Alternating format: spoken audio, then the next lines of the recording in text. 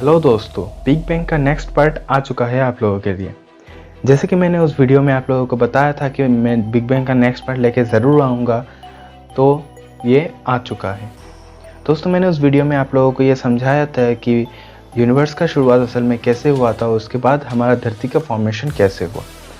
लेकिन अब इस वीडियो में मैं आप लोगों को ये बताऊँगा कि हमारे धरती का फॉर्मेशन के बाद धरती में असल में जीवन का शुरुआत कैसे हुआ। दोस्तों, हमारा जो आज का टेक्नोलॉजी है ये बहुत ही आगे बढ़ चुका है और हमारे रिसर्चर्स के हिसाब से हम अब कई हद तक ये अंदाज़ा लगा सकते हैं कि असल में कैसे जीवन का शुरुआत हुआ था धरती पर। तो चलिए दोस्तों, बिना वक्त गवाए शुरू करते हैं आज का वीडियो लाइफ ऑन अर्थ।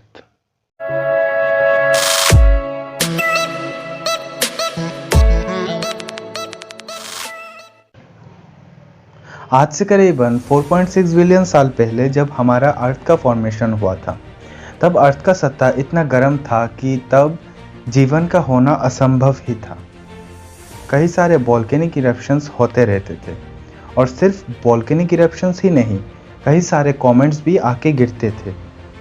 लेकिन समय के साथ साथ अर्थ का सतह नॉर्मल हो गया और कुछ और साल जाने के बाद कई चेंजेस आने लगे अर्थ पर। लेकिन एक बार फिर से अर्थ को डेंजर का सामना करना पड़ा।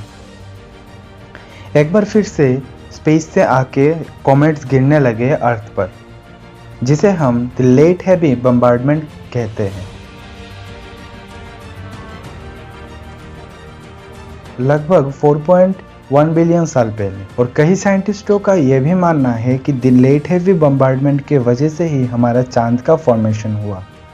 जब कई बड़े बड़े बॉडीज आके अर्थ पे गिरते थे तो उससे विस्फोट होता था और कई पार्ट्स निकल के जाते थे स्पेस पर, मतलब ग्रेविटेशनल फोर्स से बाहर, और उनमें से ग्रेविटी के वजह से उन्होंने चांद का फॉर्मेशन कर लिया।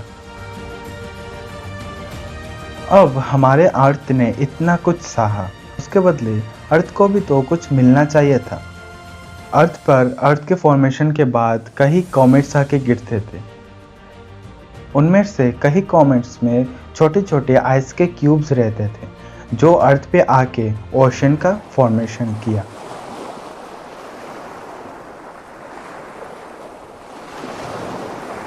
अब कुछ साल और बीत गए और अर्थ का सरफेस और भी चेंज होने लगा। अब अर्थ के सरफेस पर सुपर कॉन्टिनेंट का भी फॉर्मेशन हो चुका था।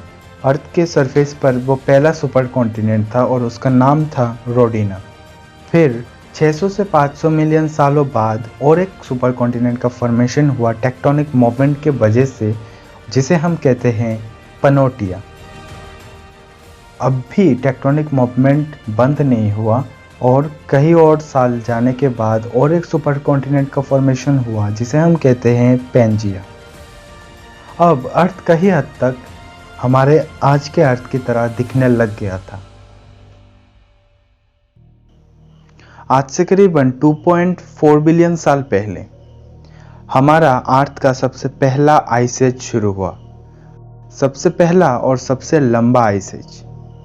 दोस्तों, पहले जब हमारा अर्थ फॉर्म हुआ तब आग का गोला था, लेकिन धीरे धीरे कई सारे चेंजेस आते गए और अब हमारा अर्थ एक बर्फ का गोला बन चुका था।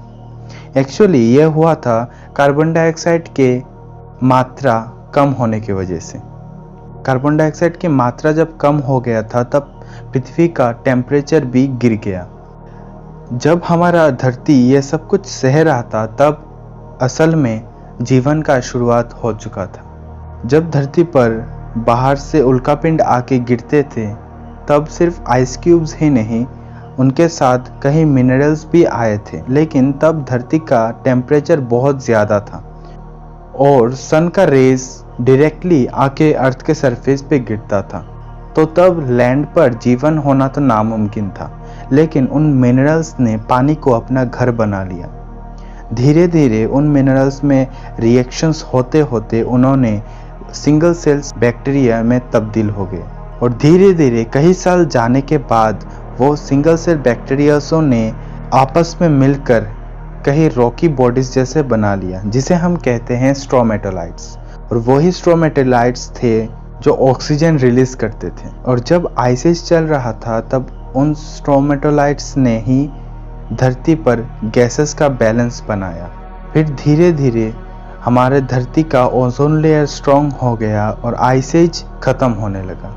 अब एक बार फिर से हमारा धरती पूरा नॉर्मल हो गया। कई और साल जाने के बाद ओशंस का नज़ारा ही बदल गया। कहीं प्लांट्स उगने लगे और कहीं ऑर्गेनिजम्स भी। और तब टेक्टोनिक नाम के वो पहला जीव था जो पानी से ज़मीन पे आया और अपने आप को विकसित किया, और विकसित करके वो हो गया टेट्रापोड्स। अब धीरे धीरे पानी और ज़मीन पर भी जीवों का शुरुआत हो गया। ज़मीन पर फंगस का शुरुआत हो चुका था। अब हमारा धरती पूरा नॉर्मल हो चुका था और कई जीव जंतुओं ने जन्म ले लिया था, और कई जीव जंतुओं ने अपने आप को विकसित कर लिया था धरती के एनवायरनमेंट के हिसाब से। लेकिन अचानक धरती का टेम्परेचर बहुत बढ़ गया, वोल्केनिक इरप्शंस होने लगे। लेकिन तब के जीव उन टेम्परेचर्स को सहन करने का उनमें शक्ति नहीं था, तो जो ऑर्गेनिज्म उस कंडीशन को सहन नहीं कर पाए वो मर गए। लगभग 80 to 90% ऑर्गेनिजम्स ही मर चुके थे। बाकी के ऑर्गेनिजम्स जो थे वो किसी तरह अपने आप को बचा लिया, और कुछ समय जाने के बाद फिर से एक बार हमारा धरती नॉर्मल हो चुका था। अब जो जीव बच गए थे उन्होंने अपने आप को विकसित किया और डायनासोर्स में तब्दील हो गए। उनमें से कई डायनासोर्स थे शाकाहारी और कई मांसाहारी। डायनासोर्स ने बहुत सालों तक पृथ्वी पर राज किया, लेकिन अब उनका भी अंत आ गया।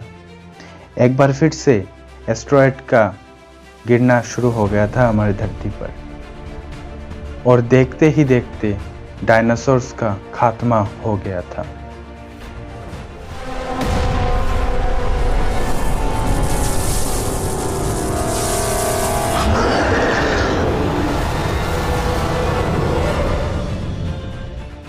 लेकिन हमारी धरती को एक बार फिर से नॉर्मल होना था, और जब हमारा धरती नॉर्मल हो गया तब मैमल्स को एक चांस मिला अपने आप को विकसित करने के लिए।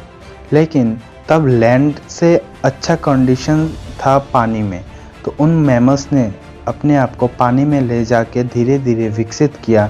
फिर वो ज़मीन पर आए जब ज़मीन का कंडीशन नॉर्मल हुआ, और धीरे धीरे उन्होंने अपने आप को विकसित किया। और आज हम जो जीव जंतु देखते हैं वो उन्हीं से विकसित होके आए, और वैसे ही हम भी उनसे विकसित होके आए। तो दोस्तों, आई होप आप लोगों को ये एपिसोड भी अच्छा लगा होगा। अगर अच्छा लगा तो लाइक एंड सब्सक्राइब ज़रूर करना, और अपने दोस्तों के साथ भी शेयर ज़रूर करना। तो चलिए मिलते हैं अगले वीडियो पे।